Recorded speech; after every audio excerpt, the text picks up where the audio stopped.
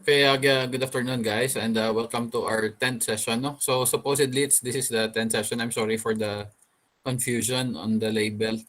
Actually nag-run out abi diya sa San Enrique. So sa eskwelahan wa kita kuryente to ya. So I went home just to have a class with you guys. Then I'll be back afterwards sa school, no?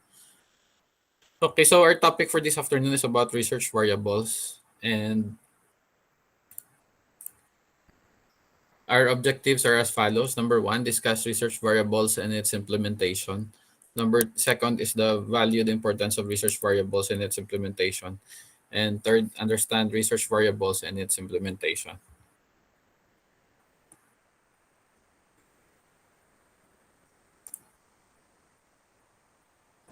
So we have here variables and attributes, no?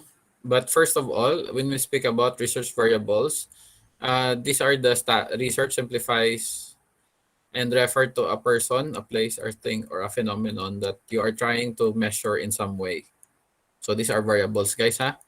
And that the best way to understand the difference between a dependent and independent variable is that the meaning of which is implied by the words tell us about the variable that you're using.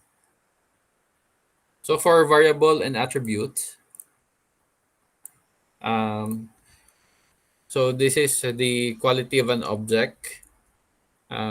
Attributes are closely related to variables, no? And a variable is logical set of attribute. So yeah, component ka variable are just the same way as attributes are being put into the different instances within a variable. So take note that our main word for here in our topic is variables, no? And variables can vary. So meaning to say, for example, it may be high or low. Uh, in terms of highness or how high or how low, no? So the variable can be measured and it is determined by a value of the attribute, no? And the attribute could be just the word low or the word high. So while an attribute is often intuitive, meaning to say, depende sa katag sa katawo or depende sa intuition ninyo, no? Sa paghangop ninyo. And the variable is the operational way in which the attribute is presented for further data processing. So in data processing, data are often represented by a combination of items, meaning to say objects organized in rows and multiple variables organized in columns. So something like that. And each of the values of variables statistically may vary across the variable's domain. And a domain is a set of all possible values that a variable is allowed to have. The values are ordered in a logical way and must be defined for each variable. So domains can be bigger or smaller, and the smallest possible domains have those variables that can only have two values. So just like your binary digits or the binary components. So ang dumduman ninyo, yeah, number system ninyo guys. Dibla, ga-convert ka mo ka decimal to binary and binary to octal or octal to hexadecimal. So those are the number systems, no? Now when you speak about binary number, so it is dichotomous, meaning to say, dua ang option ninyo. So you have a two option variable, either 1 or 0. So bigger domains have non-dichotomous variables that ones with a higher level of measurement. So systematically, greater precision can be obtained when considering an object characteristics by attributes.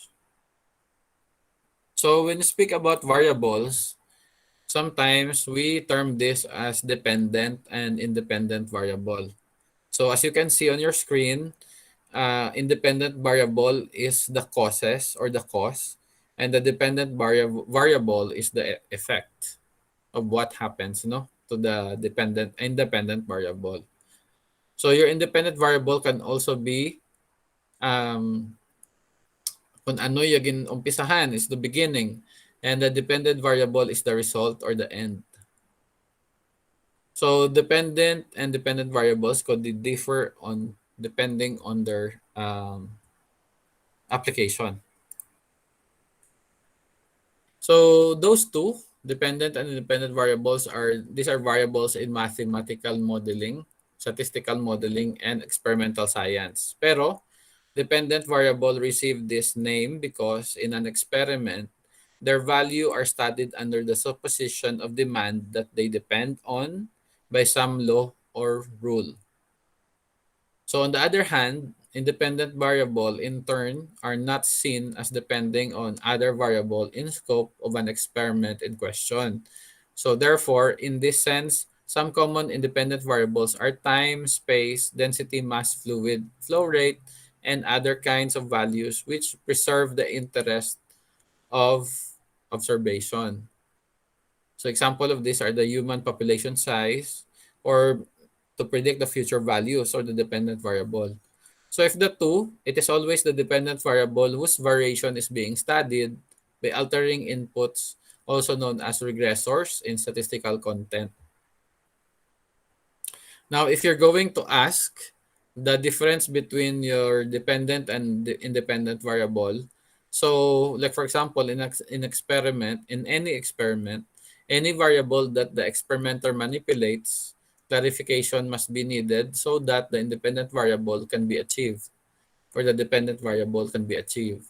So models and experiments test, it has an effect that the independent variable have to depend on the dependent variable.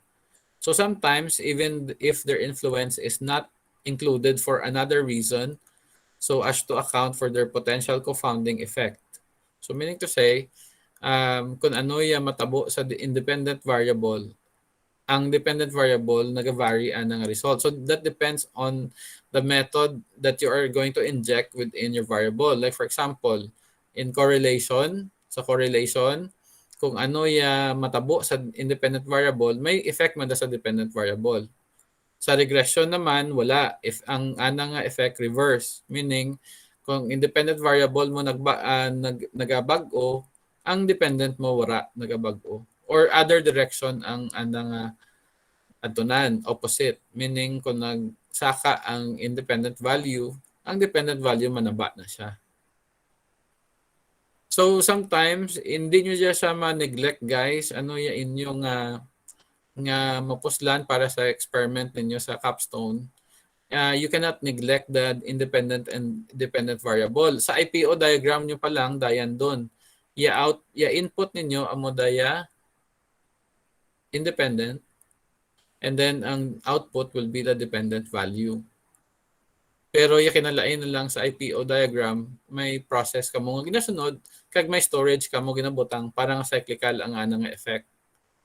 So meaning to say, ang capstone ninyo, hay 3 to 5 months nyo lang da obrahon, hindi butang balon nga mas top down ka mo lagi.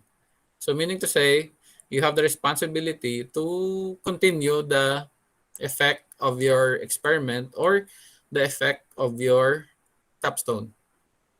So meaning to say, wala nag-end ang inyong responsibility. Like for example, sa barangay ninyo, kung obrahan nyo da ka inventory management system or whatever, ang inyong obligation doesn't end pagtapos do ka capstone study ninyo. So, tanan ninyo nga data, tanan ninyo nga results shall be talked about within the organization or on the governing body in which you are going to implement your capstone. So it's not that for the sake lang gid ang capstone nga dapat masabat lang ninyo pamangkot nga nagaano ka problema ninyo sa vicinity or sa organization or sa agency nga i-implement ninyo ang system ninyo. It's not. So you have also the responsibility na, pero it's not nga kamo lang gid kada maobra katanan, meaning may partner man kamo which is ang LGU or ang eskwelahan or kung sino ya himuan ninyo ang system.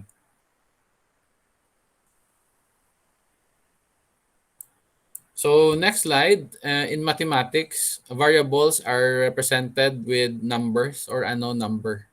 So just like in equations, it is also variables are also the placeholders for unknown values and usually denoted by a letter or a symbol.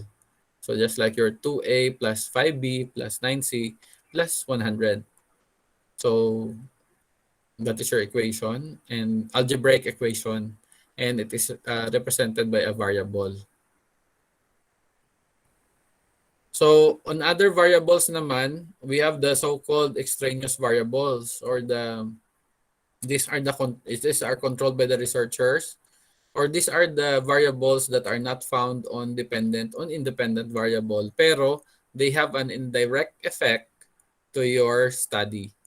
So meaning to say, extraneous variables are variables that you cannot see as independent or dependent, pero these are linked within the two. So not between the two, but within the two. So I think next meeting, probably guys, we will be tackling more about extraneous variables. So diyan lang anay ang or ang sa topic naton for this week, ang ano lang anay, dependent kag independent variable. Now for your activity number 13, what you're going to do is to refer to dependent and independent variable, and we're going to make your variable of your study. So you may use any online and offline software, provided it will be copy-pasted to any word processor, and then you have to convert it to PDF first and save it in activity number 13. So you're going to upload it in your Google Classroom. Okay, so that is your activity number 13. Okay. Now, your code of the day is what is a variable which has an indirect effect to both dependent and dependent variables. So, bago lang natin na sanda again discuss. Okay? So, screenshot nyo guys, ano natin, yung code of the day. So, again, ng pamangkot natin, what is a variable which has an indirect effect to both dependent and dependent variables. So, add Astra per Sapientia to the stars through knowledge. So, thank you guys for attending our lecture for this afternoon. So I'm glad that you are here, although we have some mishaps or mga delays. Kaya nang nag-burn out, abi nung burn out just Enrique. So may naglupok kay na, I don't know kung ano tong naglupok. Pero it's near the school. So it's somewhere there sa may Paulos Dampe. And naglupok siya, siguro transformer, no? And ang skulahan burn out tulad. So, nag-lisensya lang ko mauli kay mga lase. And then, after our class this afternoon, balik naman ako to. So, mapos mo lang guys, ano na to, no-brown ninyo. Ang obrahan ninyo guys, di ba conceptual framework, kaya ginobra ninyo last time. Mapos na siya. So, kung ano yung sulod ka output ninyo kag input, so yung input ninyo will be your independent variable. And ang inyong output is the dependent variable. Amo da sanda. Ang sulod bala katong ka-square sa inyong conceptual framework. So amo daya hindi niyo pag-ilista nga daw bullet type, i-discuss ninyo daya guys nga daw statement. So first of all, ibutang ninyo anay ang title ka study ninyo, and then butang kamo independent variable, then isulat niyo in paragraph form. So isa lang da guro guys ka paragraph or duwa ka paragraph, okay na. So, i-describe nyo malang ang sulod kato, tong box katong conceptual framework ninyo sa sulod katong input na independent variable da. Then, ang inyo naman nga dependent variable, ang sulod ka output ninyo. So, i-describe nyo da in paragraph form, and then that will be your activity for this week. Hapos man lang katama. So, I think hapos man lang siya katama. Okay, guys? Do you have any questions about your independent and dependent variable?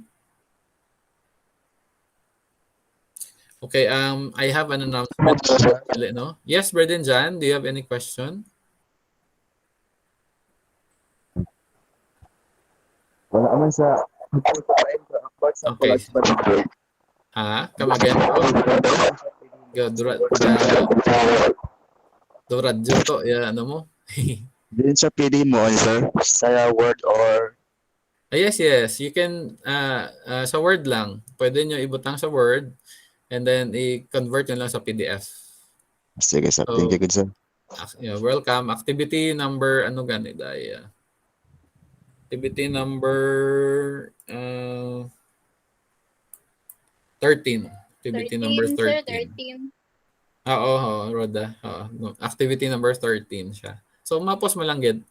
Mapos mo lang. Then, tawaan nyo ka-copy a classmate nyo, nga email nyo sa group, and then i-upload ninyo. Siyempre, kada group, lain man ninyo nga sabat, tay lain man yung variable ninyo, no? Pwede kung group, pareho ka mga group, meaning to say, parehas man ninyong answer. So, muda. Okay, some more inquiry before I make my announcement. This is pertaining your activity on Friday. It's because may adtunan gali ako guys sa Friday. So, hindi ta kamo guro maklasihan. Pwede kita kapanglasi sa gabi, mga 6:30 to 7 siguro. Or pwede taman kamo klasihan sa Sabado. So, diin kada guys pilion ninyo.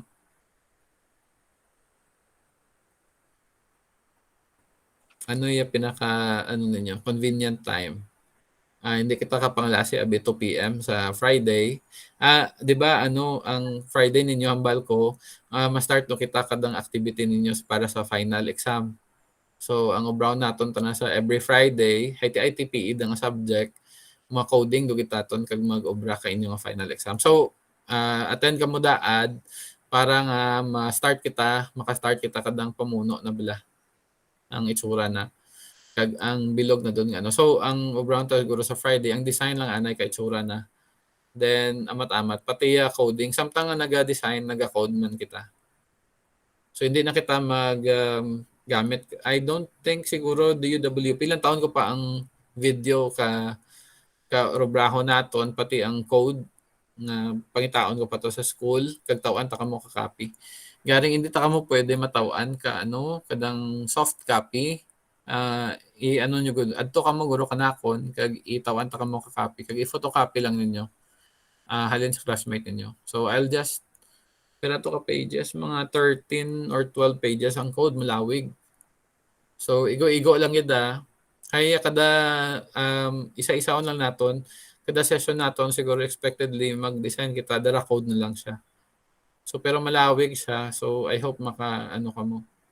Maintindihan bala ninyo kung ano yung buhaton. No? So start kita sa puno. Otherwise, you can just watch the video tutorial so that maman-ano nyo kung paano mag-obra. Pero kung may code na kamo, at least maman-ano ninyo doon, pwede ninyo ka-start mga 3 days siguro guys na coding, dire-diretso, maubra ninyo doon ang full-blown activity. So ano to? Inventory system lang. Ang simple lang siya nga inventory system. So amo hay para nga pag final na, why na kamo final exam? Amo lang to ipasa nyo kanakon. Garing mga activity naton kag mga questions sa exam quizzes sabtan nyo pagaring siya every week. So inyo ta na ang quiz naton every Friday na siya. So before ako magpanaw siguro Friday open ko na lang or Thursday evening pwede nyo doon masabtan niya quiz sa subject naton. Para nga ang deadline naman lang ka quiz is next day pa 12 noon.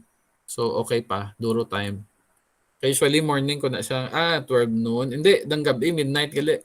So usually 10 o'clock ko na siya gina-open. Pero may panawan abi ko Friday.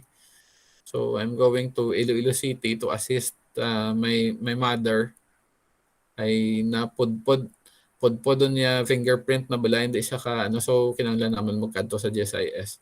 Na-try namon sa Pasig sa may City Hall ay may kiosk dato ka GSIS pay daw hindi gid ma-scan ana nga fingerprint. So kinahanglan adtunan kay malam siya. 82 doon niya mother ko. So I need to accompany her to GSIS. So we'll be going there on Friday because that's the time nga free time namon nga pwede ka panaw. So I'm hoping for your understanding and gusto ninyo guys nga mag-lecture kita. Friday or Saturday na lang.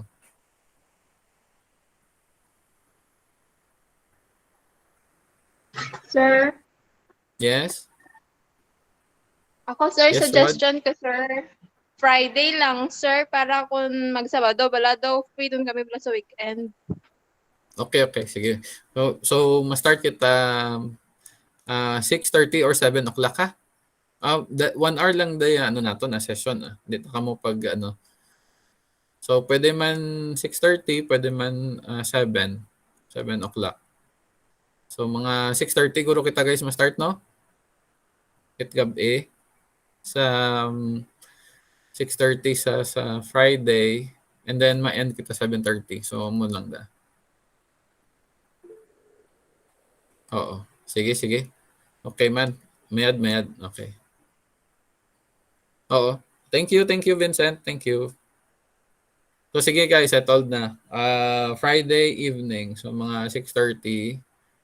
Then ano, kaya pa man nato ang ano gid. Dali man lang na siya actually guys. So mga 1 ano. So the same thing man sa every Fridays pagka next nga mga weeks. Kung hindi ka mo ka ano ka attend, lantawalan ninyo your replay naton ha.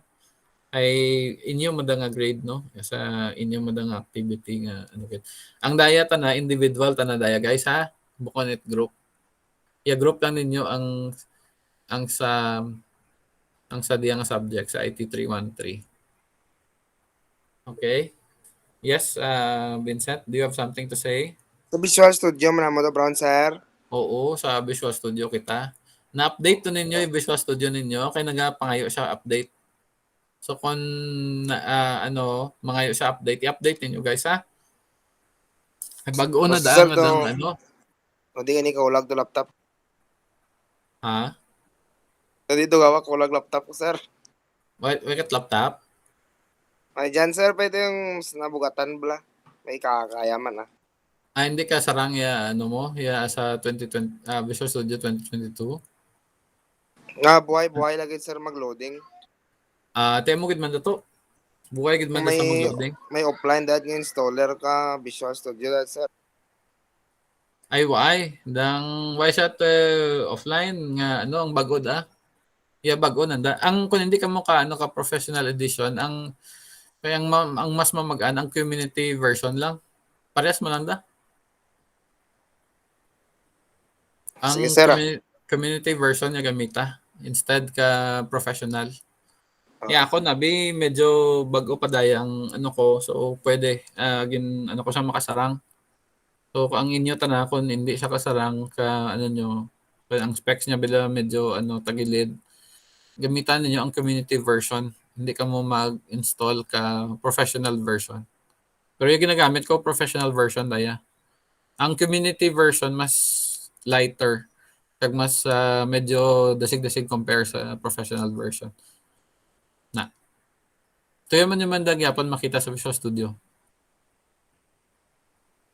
Okay? So, amo lang da guys masuggest ko. Sir, ang sa ITPE, hindi gali by group ang mga activities. Ang activities hindi ang tulad lang Teya. Ang tulad lang a week ang hindi by group. Ang tulad lang activity. Oo, dang ano malang i-obrahon ninyo dang picture collage. Hindi man siya programming. Okay, sir. Thank you. Oo. Hindi mat programming dong karon ninyo. Ang do karon lang a week guys. Ang sa sunod nga week group naman liwat.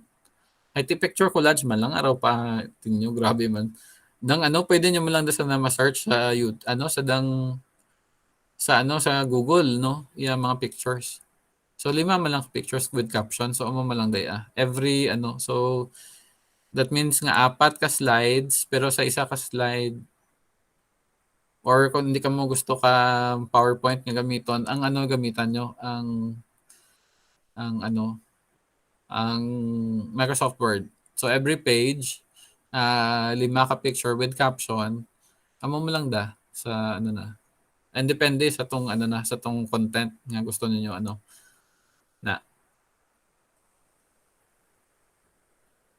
Okay, so amo mo lang da guys. Do karon lang a week pagka next week pwede naman kamo ka liwat, ka collaborate.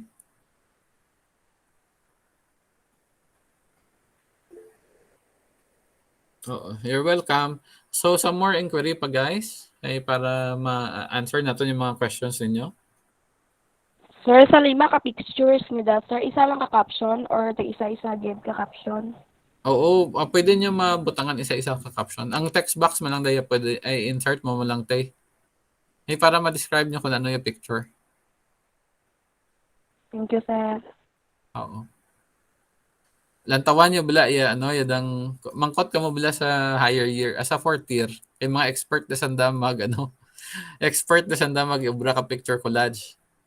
Amo da ginang ibra nanda. And sanda lang man ga obra ka anda. Why man sanda naga basta picture collage individual anda nga pag-obra man. Why man sanda doon naga-copy sa classmates sanda. Yeah, programming ninyo tandaan nyo gid. Kung mag-copy ka mo ka code, butang ka mo ka programmer signature. Hay dyan ko mamanaan kung original yung ginaobra ninyo kung hindi. So, why taman ka mo ginadilian kapag kopya. Pero, before nyo itaw sa classmate nyo, make sure nga napasa nyo doon kag may programmer signature nung daan. Ay, dyan ko mamanaan kung ikaw gid man mismo nagaobra ka ninyo, ka activity. Pareho man sa ginobra ninyo sa presentation, dyan ko mamanaan ang willingness nyo, ang willingness kag ang readiness ninyo nga kamo gid nag-obra ka mga titles ninyo. So, paano nyo mahambal kamo gid? Nag-volunteer ka mo nga una kamo ma-present. Ay confident ka mo nga amo day title nga ginagamit nga i-present ninyo.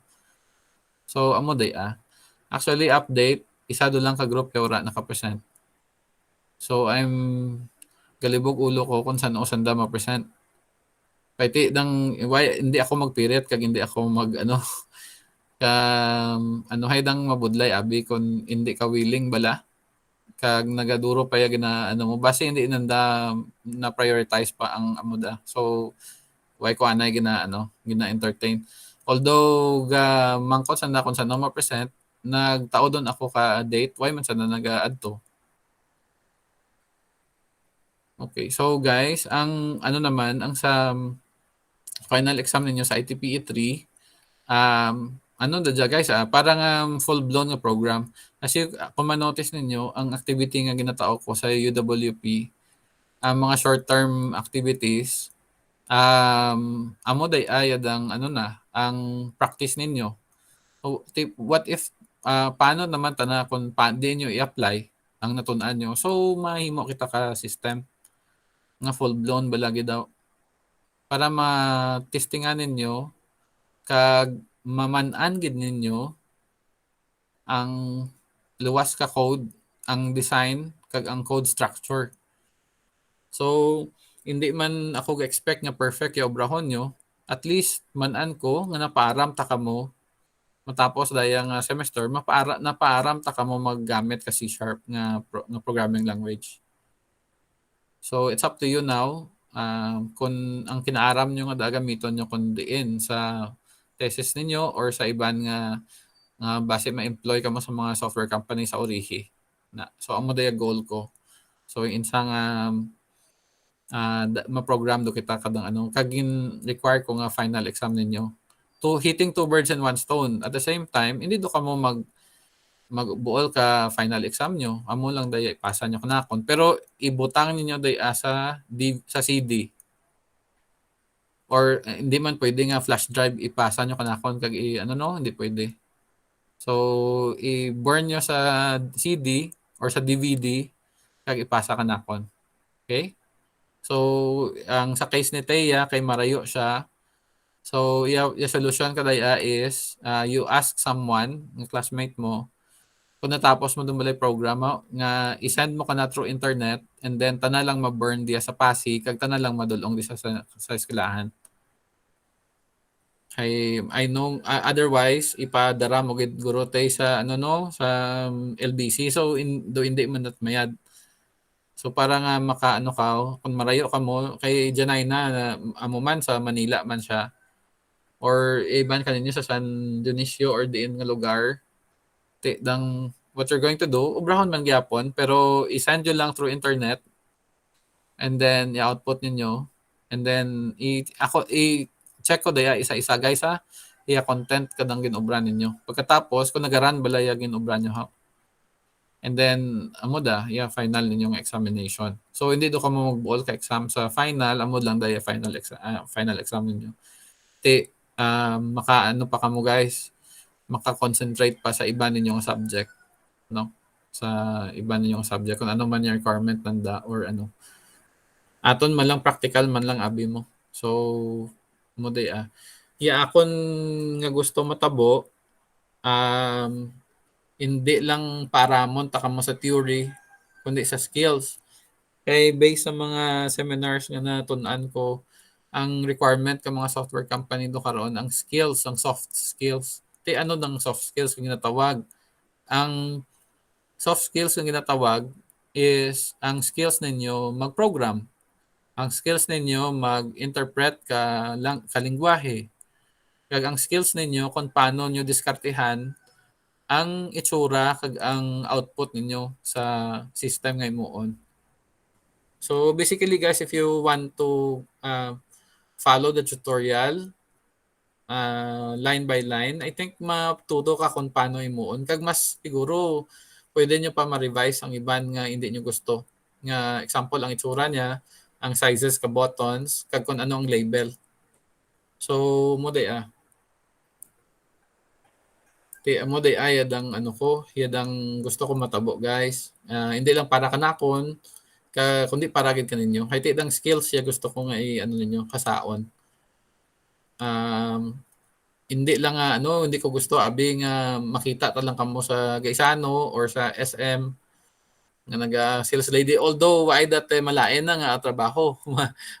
Mayad gid nga trabaho pero nami daad kung tuya kamo nagaobra sa Canon, sa mga call center kag sa software company sa Manila, duro software company sa Laguna kag sa Cavite. Karang una sa Pasig desanda. So nagsaraylo no kay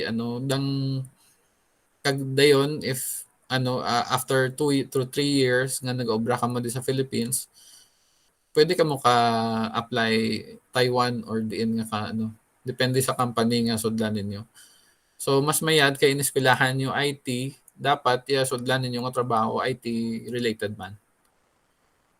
So mo daya gusto ko matabo or gusto ko daad nga matabo para kaninyo. So that is why gina-prepare ko kamo sa mga scenario nga pareho kada. At least why ako nagkulang kaninyo ka tudlo na. So amo lang day ko. Although hindi man siguro tanan ng company puro amo daya nga lain man may mga andaman siguro nga lengguwahe nga ginagamit, computer language or computer programs nga ginagamit. May dyan nga in-house man gani no. Pero it's good nga out of 6 how many of you guys? 60?